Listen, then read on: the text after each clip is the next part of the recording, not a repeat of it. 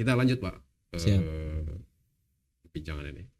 Kita bicara soal tadi sudah bicara soal bagaimana mengelola hutan, kemudian juga bagaimana juga mengelola masyarakat. Bisa dilanjutkan Pak soal pengelolaan masyarakat Pak, atau kemudian potensi apa yang bisa digali di Balangan dan di Amuntai? Jadi kita kan mengelola hutan, tapi kita tidak memungkiri bahwa ada masyarakat baik di dalam maupun di sekitar hutan. Jadi kita bagaimana mewujudkan hutan lestari, masyarakat sejahtera. Jadi itu hutan tetap lestari tapi masyarakat sejahtera. Nah, tadi lewat pemberdayaan masyarakat, misalnya mereka tertarik dengan HHBK-nya. Tadi kan kita sebutkan ada anyaman bambu, kemudian madu kelulut, kemudian jengkol. Nah, kemudian juga ada kita fasilitasi itu pengelolaan jasa lingkungan, wisata alam, wisata alam di KPH Balangan. Nah, itu kita coba fasilitasi juga pengelola, baik dari pengelolaan maupun ada bantuan sarana prasarananya.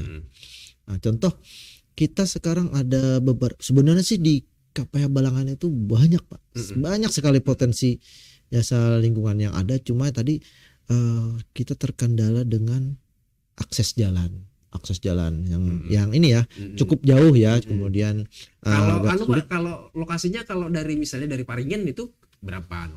Kurang lebih ada yang 1 jam, ada 1 jam setengah, kurang lebih dengan roda 4 atau roda 2. Itu bisa dicapai.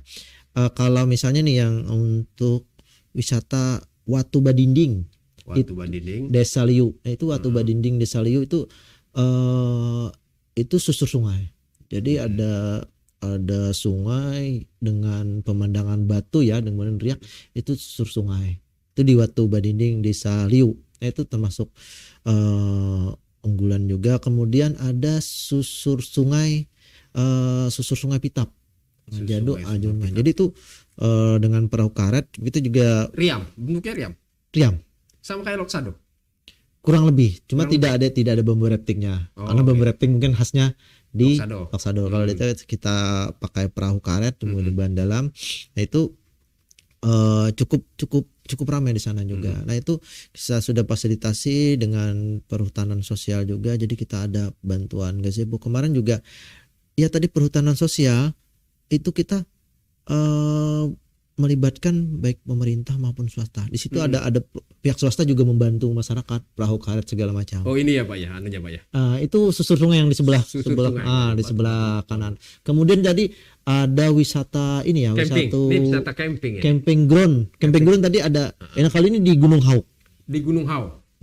Pendakian Gunung Hauk. Berapa ketinggian? Sekitar kurang lebih 1325 DPR. Itu sekitar kurang lebih segitu. Itu cukup menarik kalau di kalangan pecinta alam sudah cukup terkenal nih, sudah cukup terkenal di kalangan pecinta alam.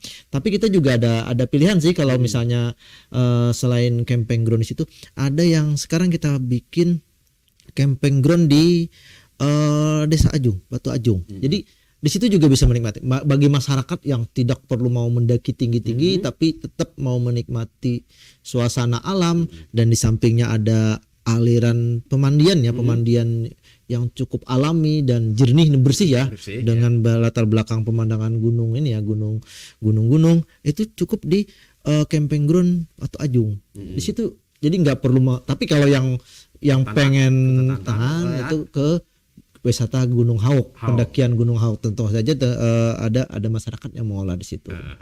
Kita libatkan masyarakat tentunya. Sebagai apa?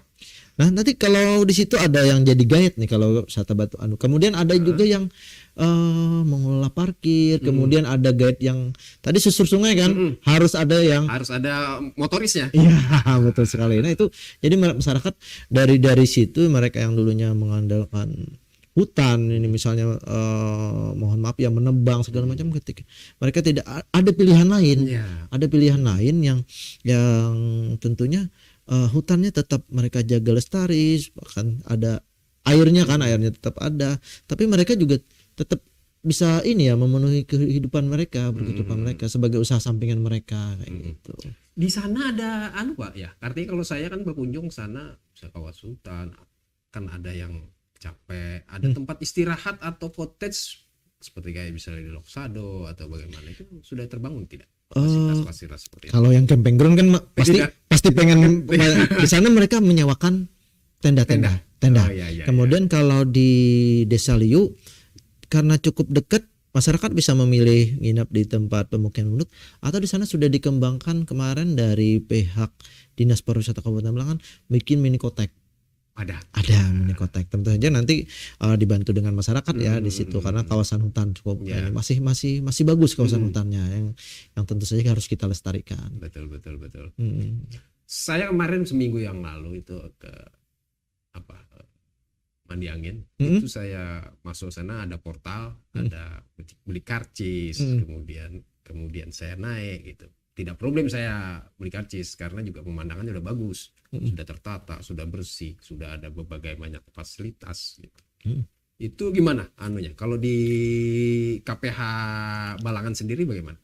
Sampai saat ini kita masih belum secara resmi untuk memungut distribusi. Memang ada semacam pungutan, tapi pungutannya lebih ke arah jasa parkir.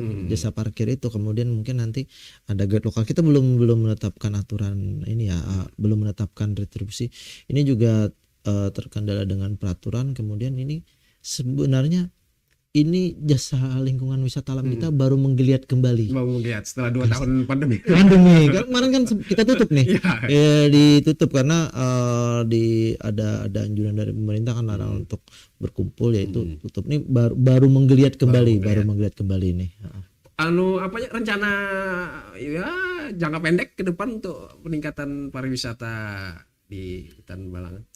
Kita tentu saja akan mendampingi mereka untuk jasa lingkungan mereka. Jadi untuk wisata alam tentu saja mungkin dengan promosi, kemudian pelatihan karena mungkin tadi kayak susur sungai kita coba nanti membuat ini ya pelatihan untuk guide mereka.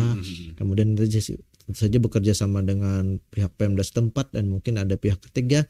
Kemudian juga kita bikinkan desain-desainnya, karena kalau ini kan kita namanya di desain tapak atau DED, jadi supaya terkelola dengan baik. Tidak sembarang saja misalnya ada bantuan di sini membangun di sini, satu membangun sini. Tapi kalau sudah didesain sedemikian rupa tentu saja itu akan bagus kayak gitu.